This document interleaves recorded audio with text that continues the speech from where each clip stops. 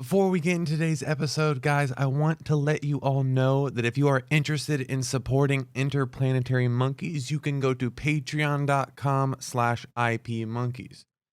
If you guys may have noticed, we do not have any advertisements on this podcast, and that is because Interplanetary Monkeys is fully funded and fueled by Patreon supporters. Any of you listeners can become Patreon supporters right now by going to patreon.com/IPmonkeys, choosing one of the tiers to be a part of, and this will give you access to months and months of bonus content. Thank you guys for the support, and let's get into the episode. Ignition sequence starts. 6, 5, 4, 3, 2, 1, 0. All engine running. Liftoff. Liftoff.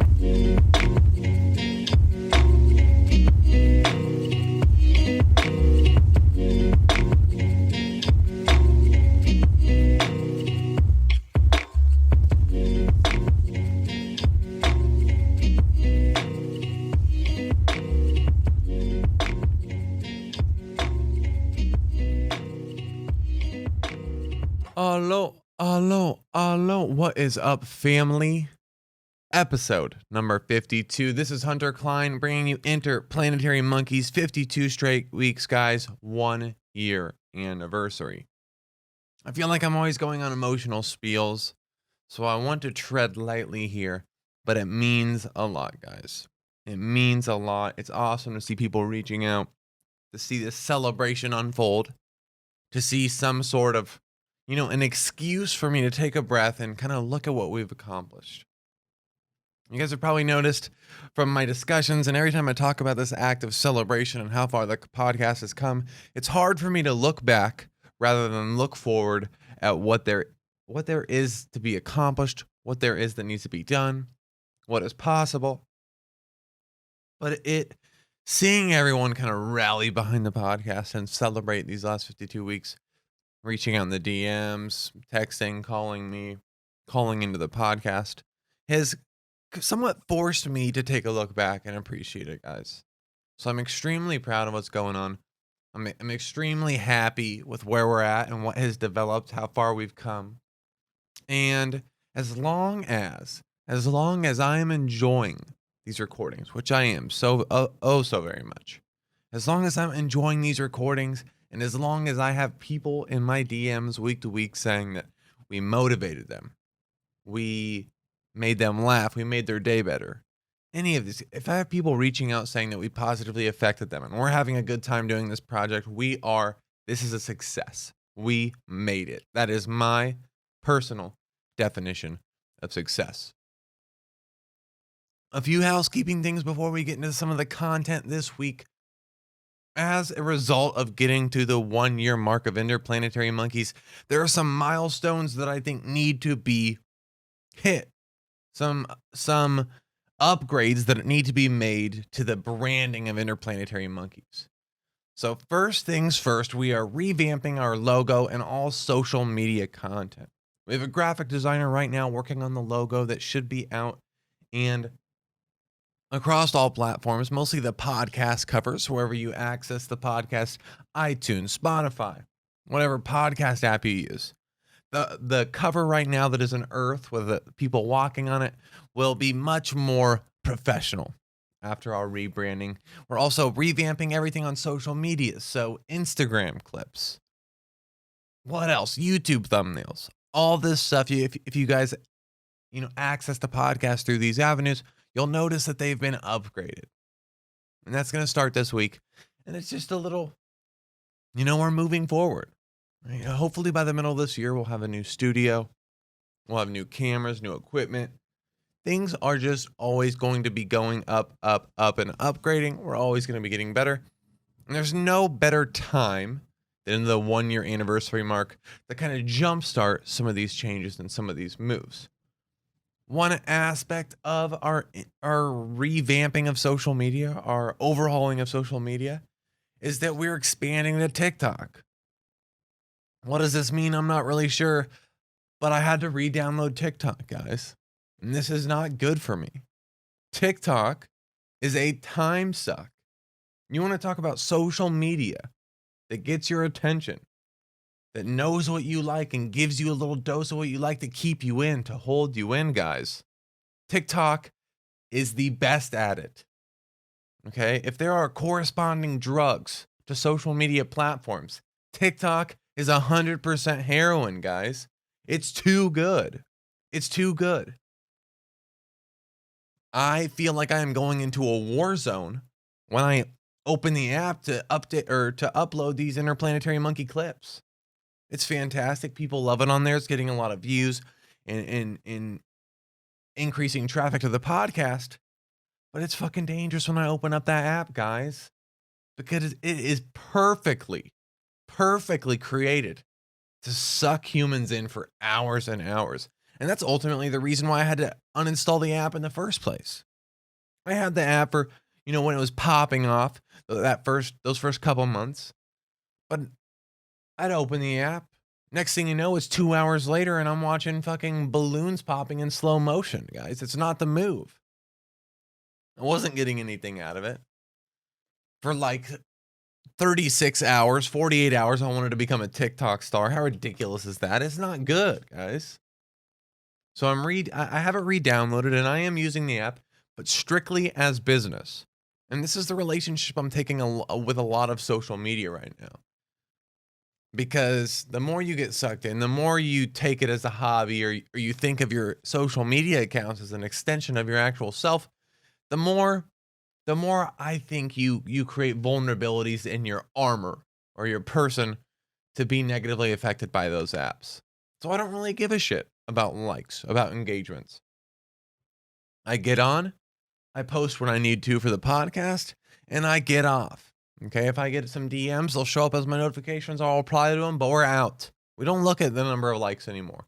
We don't look at engagement because none of that matters. All that matters is that we enjoy what we're doing and people are getting positively affected by what we are doing. All right. We're also getting some merchandise for Interplanetary Monkeys once these new logos hit the scene. Okay, once I get these new logos from the graphic designers, when they're finished, I'm going to be creating some t-shirts, guys. It'll probably be a small batch at first just to see how things go, just to see how the community reacts to them. And if those sell out, which they probably do, we'll create some more and kind of adjust our quantity based on the demand of the community. So I'm really excited for this, guys. This is a big hodgepodge of the celebration that is the 1-year anniversary of Interplanetary Monkey. So it's damn beautiful, friends. It's damn beautiful, and nothing's gonna change. We just keep going, we keep growing, we keep going with the wave. We're not gonna put ourselves in a box. There's no limits to what we're trying to do here. We evolve if we feel something, if the community feels something, we adapt with it, we try it out. We like it, we go, we don't like it, we stay. Easy peasy. Guys, recently I have started to realize that in almost every social situation, I try desperately to hide how nerdy I am. Okay, let's set the record straight first. I am at the top of the nerd charts. Okay, it's hard to beat me on the nerd charts. And this shouldn't come as a surprise, considering it is my job to read, write, learn, and teach quite literally. But I don't want to be that dude. Here's my problem. I don't want to be that dude giving information that no one asked for. We all know that one friend. Okay, the well, actually guy, right? We all know that dude. But my brain and my mouth wants me to be that guy sometimes. There's so much bro science floating around day to day in the world. I'm around it at work, when I'm drinking at the local bar, and so on. Oh my God, you've got to be careful with the labels. The salad I got yesterday had 60% of my recommended total fat intake. Right? And I want to be like, well, actually, fat content isn't a very valuable health marker compared to total added sugars and the type of fats included. Okay, that's not a good move for me to toss out, but it's the truth. And I can't help but hear someone spit bullshit or non-factual information and introduct myself. When I do that, I have to abstain from this type of action, because when you become the know-it-all, When you become the human encyclopedia, I feel like it creates some type of social friction. Okay, people are like, this fucking guy. But sometimes I break because it starts to become personal. My ego starts to kick in when a certain amount of bro science gets thrown around without being checked. All right? Because inside the monkey in me is like, do these people not know? I'm a fucking PhD student in nutrition. I study science. I was a biology, like these people don't know they're gonna bro science around me about biology and cells in the body. I start taking it personally for whatever reason. I feel like I'm disrespected. I'm feeling I'm like I'm not getting the respect I deserve, and my mouth wants to start opening and giving information that no one asked for. Okay, my ego wants to respect, and I'm absolutely torn, guys. I want to be that chill dude that people can be themselves around. But also, what good is all this knowledge I've spent literally thousands of hours to acquire if I can't share it and use it? So there's got to be a middle ground. Okay? Because if you go too much in the know-it-all direction, if you go too much into the scholar intellect direction, people feel like they have to buffer themselves around you. They have to watch themselves around you. They can't be themselves around you because you're going to call them out for some stupid shit. And that's an issue for me, guys. It's something I'm trying to navigate. All right? What is the balance of chill and intellect? What is the balance of bro and intellect that allows me to be socially successful?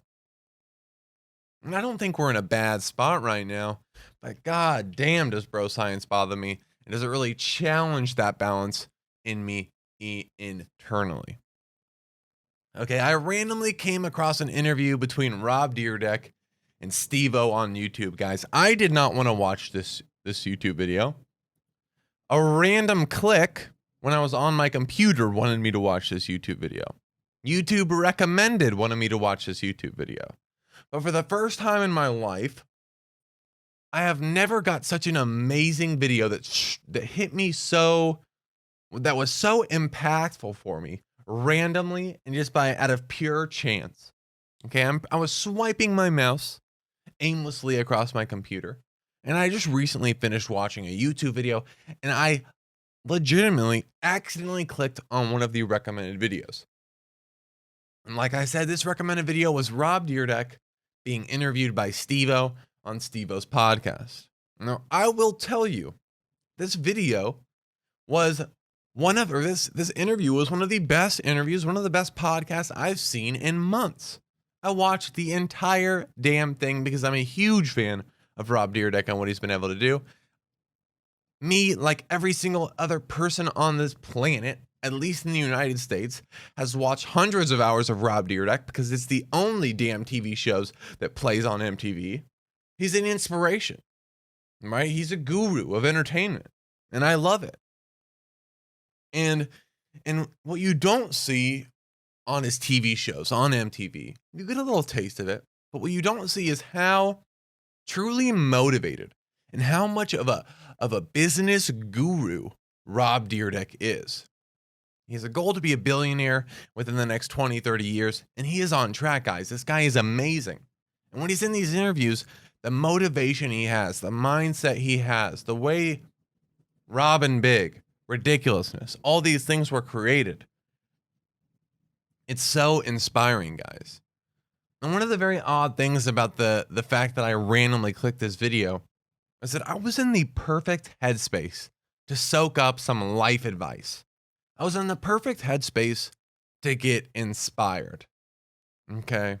I needed someone who was doing the most, like Rob, to come into my life at that very moment and give me some inspiration. Okay. And I'm sure you guys can all relate to this idea that sometimes you do not want to fucking hear anybody try to motivate you, to give you any life advice. You're just not in the mood. If they were to try, it would bounce right off of you. And sometimes you are in the perfect headspace to take some life advice. You're in that little sensitive pocket of inspiration, right? So that's where I was, and it felt extremely, extremely satisfying to watch this interview, and I got a lot out of it. I love Rob Dyrdek. I love Rob Dyrdek, right? You get this playful impression from him, from Fantasy Factory and ridiculousness. Going back to our conversation on intellect versus bronish, this balance. You get this very bro-ish impression from him from his TV shows. But behind the scenes, he's a business intellect. He's a guru. And you really see that come to light in his interviews. And when he's actually talking about the business side of thing and he doesn't have a camera on him. So shine on Rob Dyrdek and shine on Steve-O. Steve-O's doing extremely well too I'm not exactly sure what he used to be into, but I know that it was not good. Random rant of the day, guys. Don't be the person that is always fucking late. There is nothing worse than someone who does not respect the time of others. If it happens once and you just met, okay, let's give them the benefit of the doubt. You never know what could have happened. Yeah, we scheduled a meeting like 12 hours ago. It makes sense. It makes sense. Maybe someone, maybe he popped a tire. It happens one time, it's all good. It happens a second time. Damn. Probably just unlucky circumstances. And this isn't him. This isn't him. I talked to him on the phone. He seems like an awesome guy. Probably just really unlucky. He just couldn't make it. Then 3, 4, 5 times this person is showing up late. It becomes obvious. This person doesn't give a fuck about your time. It doesn't even enter their headspace ever. Okay. There is nothing more annoying than this, guys. And I feel like I'm in a position to be able to take this stance because I show up 15 minutes early to absolutely everything that I go to. The more important a meeting is, the more important an occasion is, the earlier I show up.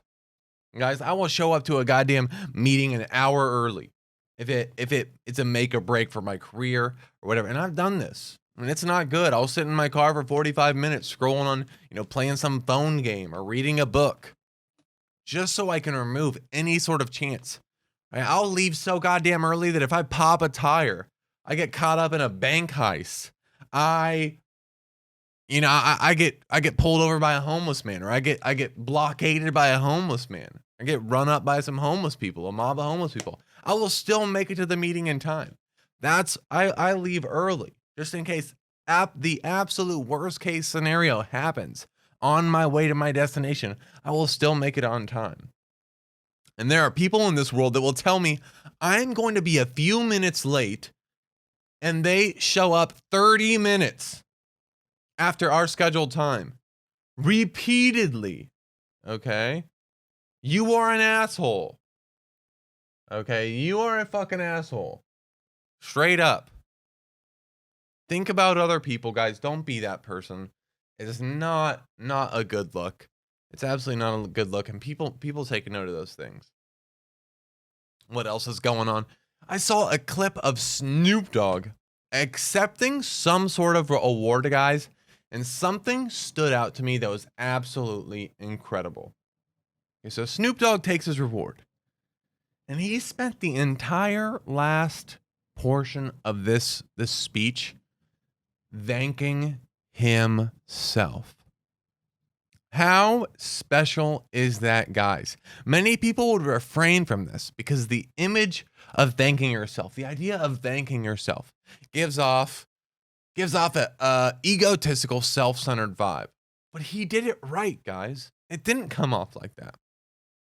It was beautiful. It's like, I would like to thank myself for working hard. I'd like to thank myself for believing in myself. And I just thought that was so beautiful. I've never seen anybody do it before. And he did it the absolute right way. When I watched this clip, I instantly imagined myself, what would I thank myself for? If I got an award for the podcast or school or work right now, what would I thank myself for? Believing in myself.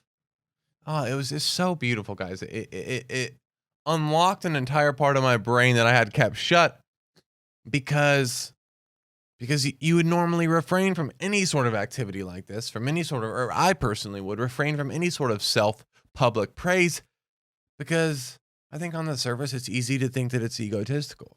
But when you watch this clip of Snoop Dogg, it becomes obvious that there is a right way to do it. It does inspire people. It kind of opens other people's eyes, just like I'm talking about here, and goes, no, you fucking should thank yourself, pal. Because a lot of this was you. As humble and as wholesome as it looks for you to thank people on this podium. Thank you, Mom. Thank you. Thanks to my editors and my friends. There is such a huge part of it all that comes back to you and your motivation, your drive, your belief in yourself that goes unnoticed, guys. And I think it shouldn't.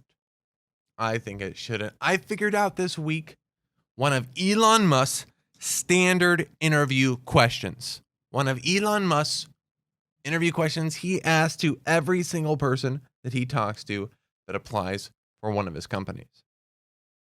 And because so many of us are in our early 20s, probably exploring job opportunities, whether it be now or in a couple years, the question is, tell me about some of the most difficult problems you worked on and how you solved them. Okay, I'll rephrase this again. Elon Musk's standard interview question is, tell me about some of the most difficult problems you worked on and how you solved them. And the idea is that if someone actually headed a problem, if someone actually solved a difficult issue, the answer to this question will be very complex. The person Elon's interviewing here will seemingly nerd out. Okay, that's the idea. That's what Elon describes here. They'll get into the weeds with you. Someone who has not solved problems, someone who has not headed projects will have a very shitty answer for you, to be quite honest. They'll have a shitty, half-assed answer. They won't be getting excited about it. So I think this is a way for Elon to really tell what kind of person you are, right? When you have a team, and if you're in a team atmosphere and a problem arises, what kind of person are you in that team? Are you someone that steps to the front, that says, you know what, let's do this, try this. Or are you someone that sits in the back and is ordered around? All right, I want you to do this. Because if you're someone that sits in the back and gets ordered around when your team is faced with a problem, you will not have nearly the knowledge, the wealth of knowledge, the network of knowledge needed to give Elon the type of answer that he wants to hear. All right, I hope you guys can relate. If I asked you, tell me about some of the most difficult problems you worked on and how you solved them. I hope that there is a scenario that comes to your mind that just makes you seem like an absolute nerd. That you just start dissecting to such a almost minute level that you feel bad. You're like, yeah, I know this is a little much, but I did this. We tried this. It's a very beautiful thing. So I challenge you, when your group, when your community, whatever that may be for you, on whatever scale that may be for you, is faced with a problem, what type of person are you in those situations? Or what type of person are you going to be? What type of person do you want to be? Because Elon Musk is looking for people that head those situations, that know the entire problem, that understand the entire problem and find ways to solve that problem. Also, I wouldn't be a 23-year-old man if I did not regularly talk about Joe Rogan and elk meat, right? How crazy is it that Joe Rogan pretty much holds the wand of success? If he finds you, if he likes you and brings you on his show, you instantly become wildly successful, and that's not an over-exaggeration. Your book sells off the shelves. Your podcast downloads go through the roof. If you're selling clothing, it's sold out, okay? Everything. He has so much power and influence, guys. A 3-hour episode on his independently owned podcast will literally change the course of your life. And it's so nuts to me that he has that kind of influence, that kind of power. Very few people in the world have that type of influence. The only thing I can think of previously would be, you know, your talk shows, right? David Letterman, all that stuff that I've never watched. I've just heard stories of. But those are all run by production companies and TV channels that have agendas and certain quotas they're trying to fill. Imagine just being a dude in a room saying, you know what, I want to talk to this guy. And that guy you want to talk to, as soon as he steps into your studio, instantly becomes wealthy. Instantly becomes wealthy, guys. It's so crazy to me. It's so crazy to me to look at the journey of Joe Rogan. Obviously, he's a podcasting extraordinaire, and we're in this boat, so it's very inspiring for me. Obviously, he's one of the greatest podcasts in the world, so it'd be stupid if I didn't look at that project to seek some sort of guidance, inspiration. And yeah, it's one of the biggest reasons, or it's one of the biggest leads I had when I started forming this idea of it's a long journey. This is a 10, 15-year journey. Joe Rogan's been doing this for forever. And when you watch his episodes, when you watch his interview with Andrew Schultz from last week, you don't see 10, 15 years of experience. You just see someone talking. You don't think much of it. But what you don't realize, what I don't realize when at the very surface, is that his interview, his ability to ask questions, his ability to sit in silence, his ability to navigate an interaction with a human is a mastery that has evolved from thousands of hours of practicing. Okay? Go watch some random fucking interview on YouTube that has like 100 or 1,000 views, and you'll see what interviewing someone in the very juvenile stages look like. What a shitty interview looks like. And I don't think it's something you're born with. You're not born as a good interviewer. You're not born as a bad interviewer. It's simply the idea of asking questions. An interview is a dance partner. Okay, you invite someone into your room and you sit across from the desk for them, and you're dancing intellectually. And there's a feel, right? What are they nervous? Okay, how should I ease them into this? Is there a specific question I should ask? Maybe I should try to make them feel more comfortable. All right, looks like they're getting less nervous. Looks like they're opening up a little bit. Maybe I can hit them with some harder questions. Now, no one thinks about it this literally. You know, I'm obviously drawing light to things that happen below the surface. But when you've done something, when you've interviewed people for thousands of hours like Joe, these things that I'm obviously saying right now are bringing light to happen so quick and so below the surface that he probably doesn't even think about it. And next thing you know, he's one of the most skilled interviewers and podcasters in the world, because he has all this interview podcast math going on behind the scenes in his brain. And I think it's really beautiful. And this is all a long-winded way of, yeah, he does hold the wand of success, but goddamn does he deserve it, guys. Goddamn does he deserve it. Because Joe Rogan's platform is something that we really need in 2020. A world where we don't know what's true, what's fake. We don't know what news source to go to because everyone's just trying to fucking get you to click and trying to make you pissed off so you stay longer. A neutral point of view on the world is really what we need, and Joe Rogan provides that.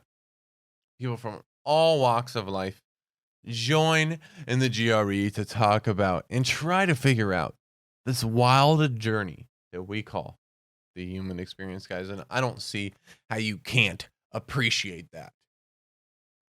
I don't see how you can't appreciate that. Lastly, guys, Lizzo. I don't know if any of you are familiar with Lizzo. I am not really, but I'm going to talk about it anyway because I saw a story that angered me at the core, guys. Angered me at the core. Lizzo, the American singer that has been the face of self-confidence and the be proud of who you are movement, went on a diet, guys, and the internet got pissed. Critics are slamming her for promoting diet culture. Let me rephrase this. People are freaking out on her for promoting weight loss, for her deciding that being overweight actually isn't the move. All these unhealthy fucking rats that use Lizzo as their emotional shield for taking responsibility of their health and body are flipping on her. Wait, Lizzo, you're not allowed to not be fat. You're not allowed to be healthy because you make me feel less shitty about myself. Is really what these people are saying. I just don't understand, guys. It's like these people are, you call yourself a fan. You call yourself a fan of someone. But when that person that you're a fan of does something in their best interest, not only in their best interest, but to extend their life, their actual human life, you scold them and lash them because it doesn't fall in line with what you think they should be. No. You can't get healthy. I have nothing to fall back on. I have nothing to feel better about myself for being an absolute unhealthy rat, for shoveling these Skittles into my mouth. Wait, you can't get healthy. Now I feel shitty about all these Skittles bags that are laying around my room. Yeah, no shit, dude. It's so sad. And I think it's also important to note here that it's also somewhat Lizzo's fault. Okay, and it's Lizzo's fault that she's receiving this backlash because she leaned into this empty love and empty support when it came. She leaned into the likes, the press, the attention she got from flaunting her large body. She leaned into fame simply on the image that she was portraying. Okay. As a result, she built, like I said, a relatively empty fan base. And I can say empty fan base here because no true, no genuine, no organic fan base would scold Lizzo for trying to get healthy, guys, for trying to take care of herself. Okay? People that followed her not for who she is, but for this being overweight is beautiful movement. Okay? This incredible growth that she experienced. This inorganic growth that she experienced. This hype, this mainstream growth she had as a result of what people thought she represented. This idea that overweight can be beautiful is creating a large following and fan base that don't appreciate Lizzo for who she is, for her opinions on the world, for what she represents.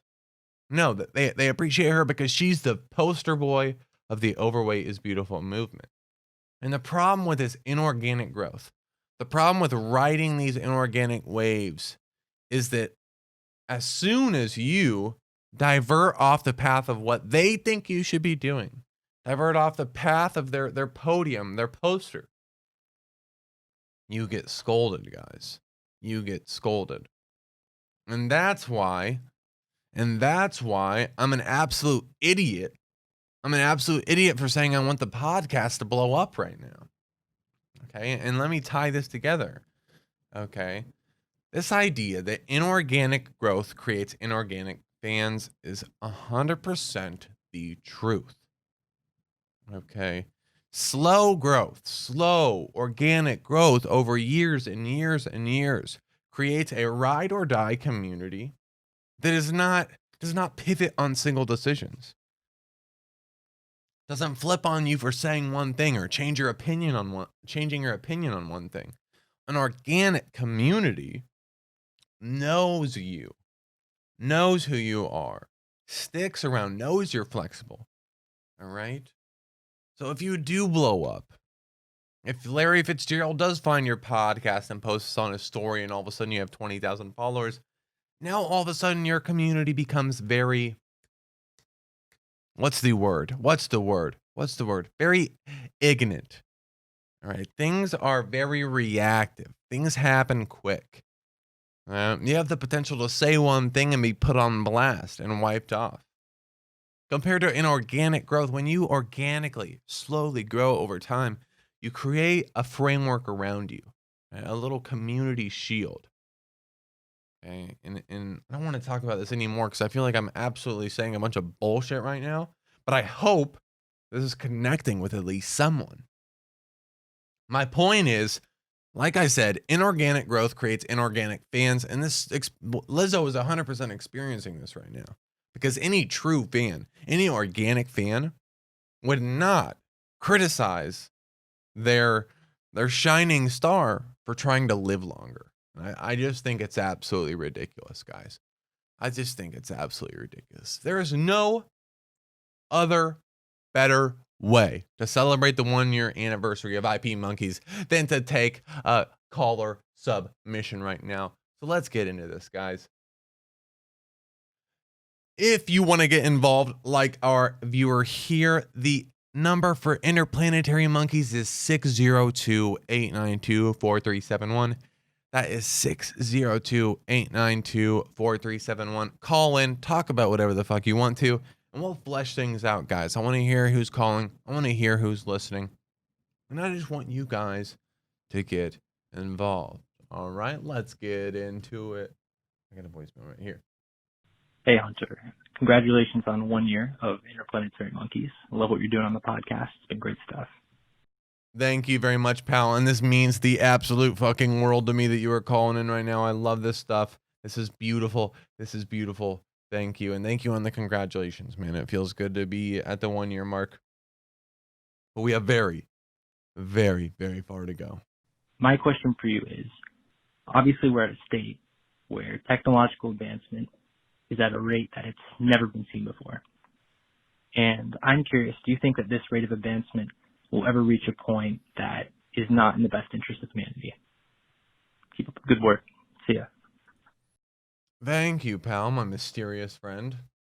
My mysterious no-name friend. Thank you very much for that. I appreciate the hell out of that. And that's a very interesting question. Okay, so I'm going to go over this one more time. Do you ever think, I'm not even going to read this. Do you ever think that technological advancement will get to a speed or get to a level that will be detrimental for humans? And I don't really know. So here's the deal. I don't think technological growth will ever stop. I don't think they'll ever get to a point where humans are like, whoa, wait a minute. Wait a minute. Things are getting a little too quick here. Humans are obsessed with growth. I think all life is just this idea of expanding, of improving is always the number one thing on our radar. Okay. And I think you could even make the claim that that technological advancement right now in 2020 is to the point or to the level of growth that could potentially be detrimental for humans. We see it a lot in social media. We see it a lot in advertising. We see it a lot in, all these aspects that are being brought to light right now. This polarizing of society, whether it be politically or intellectually. I think right now we're seeing what happens when you give a bunch of monkeys a bunch of screens and a bunch of apps and a bunch of colorful colors and like buttons and all these things that release dopamine in the brain. I think we're starting to see the negative effects at a very, very, very high level across humanity, especially right now with the recent election and the political battle and all the biased news and the negative news and the clickbait and all this stuff. So yeah, I think absolutely it is possible that technological advancement gets to a point where it is detrimental for humans. I think the question is, when is that point? Okay, is it right now? Do the benefits that we get out of technology right now outweigh the negatives that are kind of tearing apart or splitting the United States? Right? How is this going to change in the future? It's so hard to tell, because here's what I believe. The future is going to be fucking wild, guys. Michio Kaku is an author, and he's an astrophysicist, and he writes books about the future. I have both of his books right here, or two of his most recent books right here in front of me. Physics of the Future and The Future of the Mind. And both of these books talk about the human advancements that are going to happen within the next 20, 25, 30 years.